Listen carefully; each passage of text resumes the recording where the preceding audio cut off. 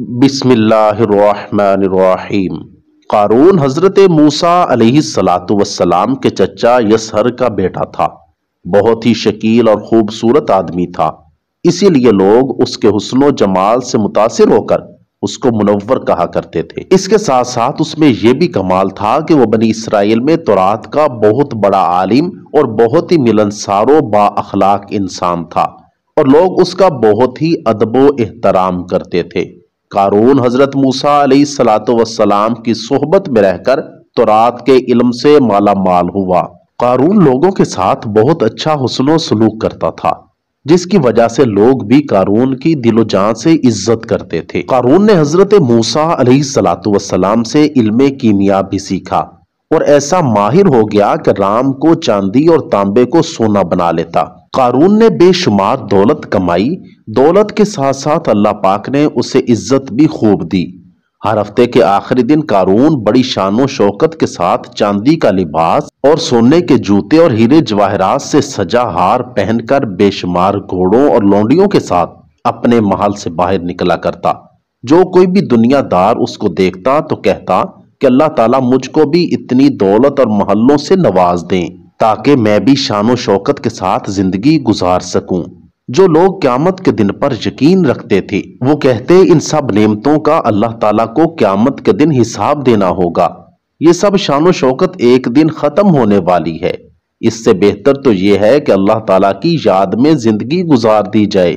قارون کے پاس اتنا خزانہ تھا کہ اس خزانے کی چابیوں کو اٹھانے کے لیے اس نے کئی خچر رکھے ہوئے تھے۔ ایک روایت میں آتا ہے کہ اس خزانے کو اٹھانے کے لیے 300 اونٹ مقرر کیے گئے تھے۔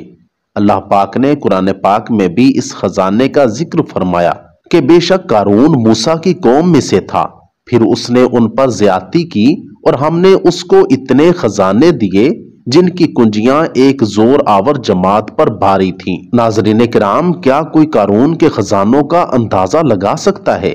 کیونکہ جب رب کائنات فرما رہا ہے کہ قارون کے خزانوں کی چابیاں بھی ایک زور آور جماعت پر بھاری تھیں، اتنی دولت ہونے کی وجہ سے قارون غرور اور تکبر کرنے لگا۔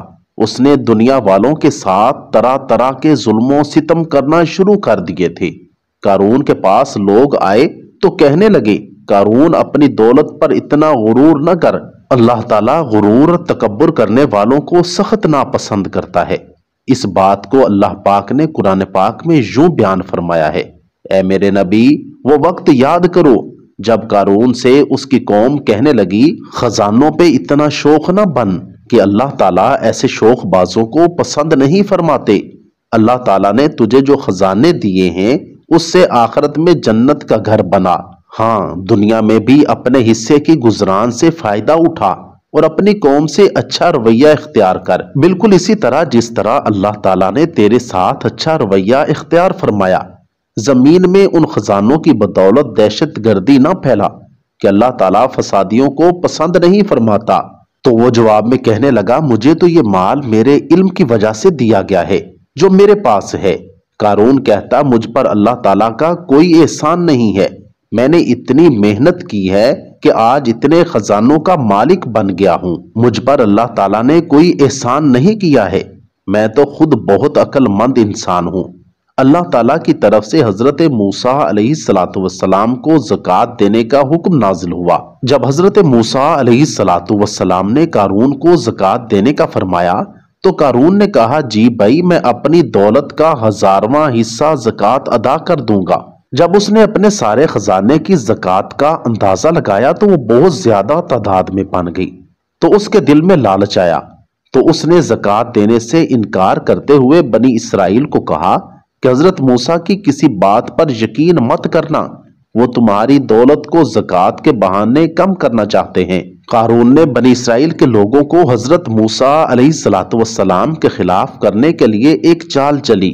اس نے ایک عورت کو بے شمار دولت دی کہ تم حضرت موسیٰ علیہ السلام پر بدکاری کا الزام لگا دو کہ حضرت موسیٰ علیہ السلام نے میرے ساتھ بدکاری کی ہے۔ قارون نے بنی اسرائیل کو اکٹھا کیا اور حضرت موسیٰ علیہ السلام کے پاس آ کر کہنے لگے، اے موسیٰ، آپ بنی اسرائیل کے لوگوں کو واضح و نصیحت فرمائیں تاکہ وہ اللہ تعالیٰ کی طرف متوجہ ہو جائیں حضرت موسیٰ بنی اسرائیل کے لوگوں کے پاس تشریف لائے اور فرمانے لگے، جو چوری کرے گا اس کے ہاتھ کاٹ دیے جائیں گے، جو کسی دوسرے پر بدکاری کا الزام لگائے گا اس کو 80 کوڑے مار کر سزا دی جائے گی، اگر کوئی شادی شدہ بندہ زنا کرے گا اس کی سزا 100 کوڑے مقرر فرمائی، اور اگر غیر شادی شدہ زنا کرے تو اس کو اتنا مارو کہ وہ اسی جگہ مر جائے۔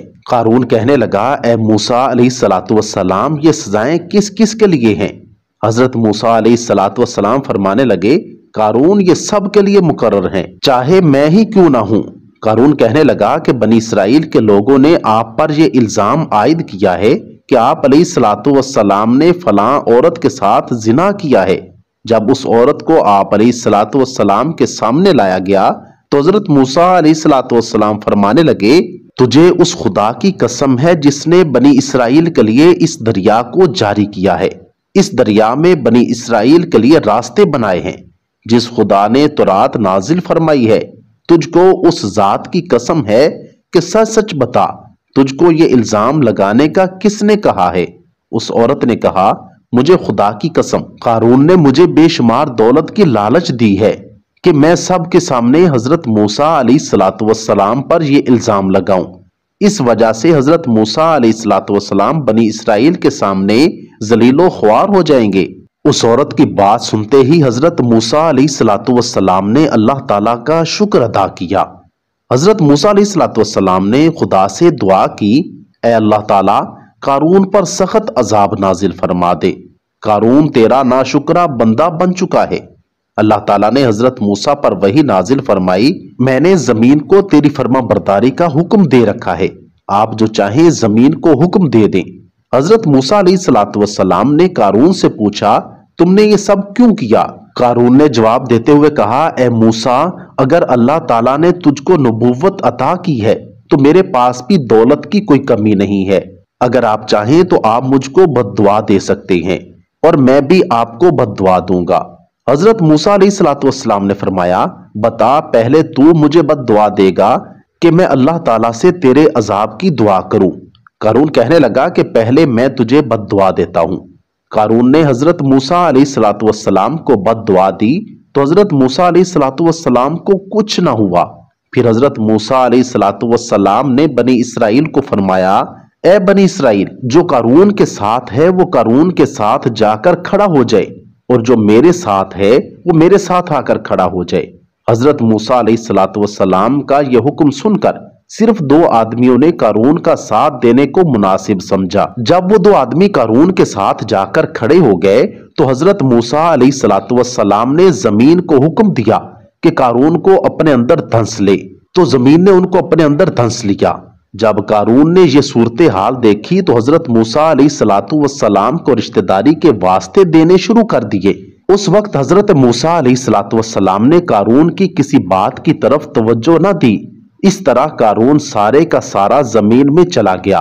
جن 2 آدمیوں نے قارون کا ساتھ دیا تھا وہ کہنے لگے، حضرت موسیٰ نے قارون کو زمین میں اس لیے دفن کیا ہے کہ اس کے سارے خزانوں پر قبضہ کر لوں۔ ان کی زبان سے یہ الفاظ سن کر حضرت موسیٰ علیہ السلام نے زمین کو حکم دیا کہ قارون کے سارے خزانوں کو بھی اپنے اندر دفن کر لے، تو زمین نے حضرت موسیٰ علیہ السلام کے حکم کی تعمیل کی۔ اللہ تعالیٰ سے دعا ہے کہ اللہ رب العزت ہمیں ظلم و ستم، غرور و تکبر جیسی لعنت سے محفوظ فرما کر اپنے فرما بردار بندوں میں شامل فرما لے۔ کمنٹ سیکشن میں آمین ضرور لکھیے گا۔